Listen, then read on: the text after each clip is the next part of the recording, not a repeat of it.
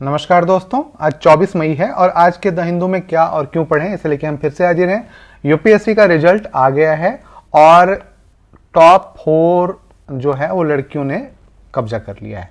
ठीक है, तो ये यूपीएससी का रिजल्ट आ गया है। तो ये रिजल्ट था और रिजल्ट क्यों आया है?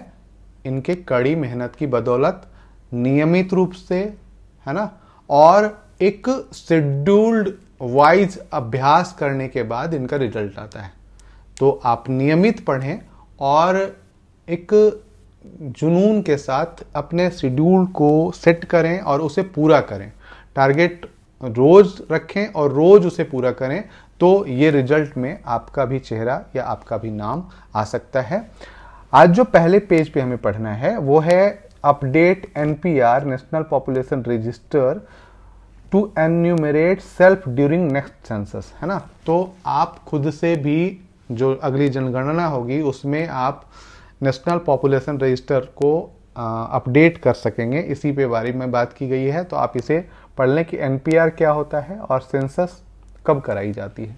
तो ये दो चीज़ें आप क्लियर कर लें। इसके बाद जो है हमें पढ़ना है पेज नंबर 6 पे, है ना। पेज नंबर 6 पे है कि drawing of women under pass, एक घटना है।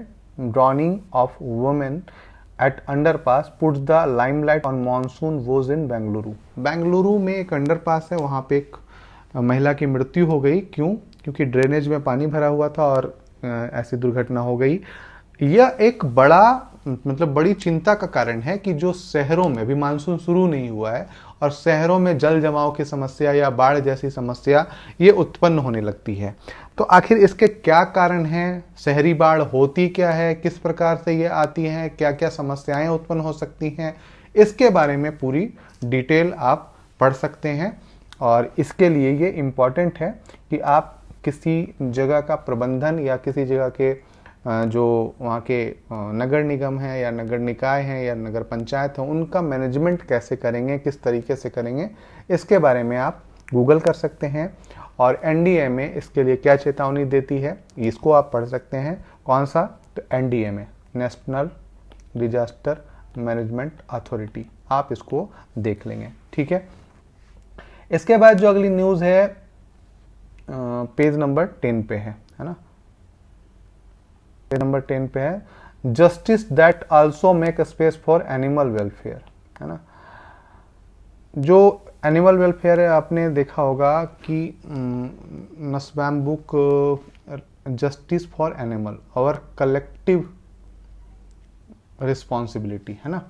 तो ये जो चीज़ें हैं कि किस प्रकार से हम जो एनिमल हैं या जो जानवर हैं या जो इस तरीके के कैटल्स हैं, या एक्चुअल में इसका जो संदर्भ है वो जल्लीकट्टू से है। जो जल्लीकट्टू खेल जो है उसको सुप्रीम कोर्ट ने नहीं रोकने का फैसला सुनाया है कि वो चलता रहेगा, वो पारंपरिक है। और इसी पे पूरी बात की गई है कि किस प्रकार से खेल या उसके लिए जस्टिस या उसके लिए न्याय किस प्रकार से करेंगे। दोस्तों, यहाँ पे मैं एक बात कहना चाहता हूँ, मैंने पहले भी कहा है कि जब हम किसी खेल को या सर्कस को देखते हैं तो हम वहाँ पे क्या हल्ला करते हैं कि आप जो है ये जानवरों पे क्रुएल्टी है या इस तरीके की चीज़ें हैं। और आप हर साल पूरे विश्व में अरबों जानवरों को काट के खा जाते हैं, तो वहाँ पे क्रुएल्टी नहीं होती, है ना। और यहाँ पे यदि कोई जानवर नचाया जाता है या कोई जानवर इस तरीके किया जाता है तो यहाँ पे क्रुएल्टी दिखने लगती है। तो ये डबल जो स्टैंडर्ड हैं ये बहुत नहीं चलने वाले, है ना। तो इस पे भी बात कर सकते हैं आप। इसके बाद इसको पढ़ लेंगे तो ज़्यादा अच्छा होगा। इसके बाद है the paradox of BRICS its new pathway. जो ब्रिक्स हैं, पहले ब्रिक था, Brazil, Russia, India and China, और इसे बाद में साउथ अफ्रीका शामिल किया गया और ये ब्रिक्स बन गया। और अब इसमें 19 देश शामिल होने को तत्पर हैं। और 19 देशों को शामिल करना क्या उचित है या अनुचित है, यह कैसे जो है धीरे धीरे अपनी जगह बना लिया और कैसे इब्सा के जगह में ये इसने अपने पैर जमा लिए। यहाँ पे इब्सा कौन था? तो India, Brazil and south Africa, है ना। तो इसको कैसे रिप्लेस किया या कैसे इसको एक तरीके से हटा दिया है, तो इस पे बात की गई है, तो आप इसे पढ़ लें। इसके बाद है डिसरिगार्डिंग कॉन्स्टिट्यूशन कोर्ट सिटीजन, है ना। डिसरिगार्डिंग कॉन्स्टिट्यूशन जो है, अभी यहाँ पे सुप्रीम कोर्ट की जो बेंच है उसने दिल्ली गवर्नमेंट वाला जो सर्विस वाला मामला है उसी पे बात की गई है कि किस तरीके से इसकी कहानी शुरू होती है या कब से शुरू होती है, इसी पे पूरी बात की गई है। तो जो परमादेश लाके अध्यादेश लाके जो डिसीजन को बदला गया है उसी पे ये पूरी बात की गई है, तो आप इसे पढ़ सकते हैं। इसके बाद आगे है the Telangana and Andhra Pradesh water dispute, है ना। जो तेलंगाना और आंध्र प्रदेश के बीच में जो वाटर जल विवाद है उसके बारे में बात की गई है, तो आप यहाँ से देख लेंगे। आंध्र प्रदेश और तेलंगाना के बारे में है कृष्णा रिवर पे, तो कृष्णा रिवर के जल के बंटवारे को लेके जो विवाद है उस पर पूरी न्यूज़ है यहाँ पे। तो आप एक क्या करेंगे, एक टाइमलाइन बना लेंगे और टाइमलाइन बना के उसको ऐसे ऐसे नोट कर लेंगे, ठीक है। और क्या निर्णय हुआ है, कब किसी मीडिएटर का गठन हुआ है या बोर्ड कब बनाया गया, कब इस केस को ले जाया गया न्यायालय में, इस पे बात की गई है, तो आप इसे पढ़ लेंगे। इसके बाद जो है what is the you carbon border adjustment management, carbon EU द्वारा जो लगाया गया है कार्बन बॉर्डर एडजस्टमेंट मैकेनिज्म। अभी आपने सुना होगा कि ईयू ने विदेशों से जो इस्पात या मतलब लौह अयस्क हैं या इस प्रकार के धातु वाले अयस्क हैं उनके आयात पर या धातुओं के आयात पर एक कार्बन बॉर्डर एडजस्टमेंट मैकेनिज्म लगाया है, जिसमें यह कहा गया है कि यदि इस निश्चित सीमा से ज़्यादा इसके उत्पादन में कार्बन उत्सर्जन हुआ है तो हम इसका आयात नहीं कर सकते। मतलब 1 टन स्टील बनाने में कितना कार्बन उत्सर्जन हुआ है यह एक पैमाना बना दिया गया है। यदि इस पैमाने से ज़्यादा उत्सर्जन हुआ है तो हम स्टील का आयात उस देश से नहीं करेंगे, है ना। तो ये मैकेनिज्म है, इसे आप पढ़ लेंगे। इसके बाद जो है जो अगली न्यूज़ है वो है establish links with 168 connected border villages, है ना।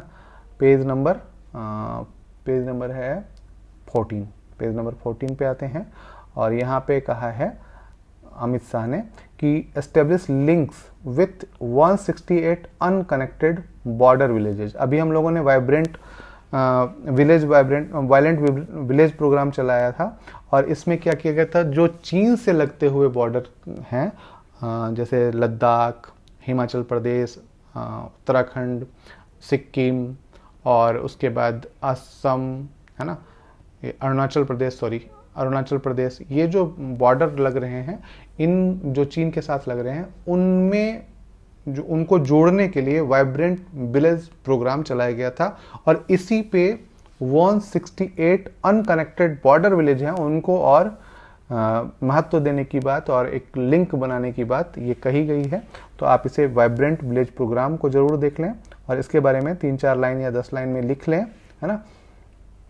इसके बाद है पेज नंबर 16 पे 73% ऑफ स्मार्ट सिटी जो है पेज नंबर 16 पे है 73% स्मार्ट सिटी प्रोजेक्ट कंप्लीटेड, है ना।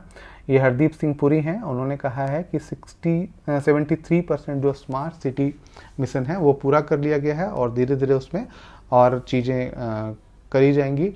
आपको क्या देखना है, आपको देखना है स्मार्ट सिटी। स्मार्ट सिटी क्या है, कौन से कॉन्सेप्ट है और किस प्रकार से यह जो है पूरा कार्यक्रम, आपने सुना होगा पूरा का नाम, यदि नहीं सुना है तो आप एक बार पूरा कार्यक्रम, पूरा प्रोग्राम APJ अब्दुल कलाम करके सर्च करिएगा, आपको पूरी डिटेल मिलेगी, आप उसे पढ़ लीजिएगा और किस प्रकार से उसके आकांक्षाओं को पूरा करता है या स्मार्ट सिटी किस प्रकार से जो शहरी समस्याएं हैं उनको कम करने की दिशा में काम कर रहा है, इस पर बात की गई है, तो आप इसे पढ़ लेंगे।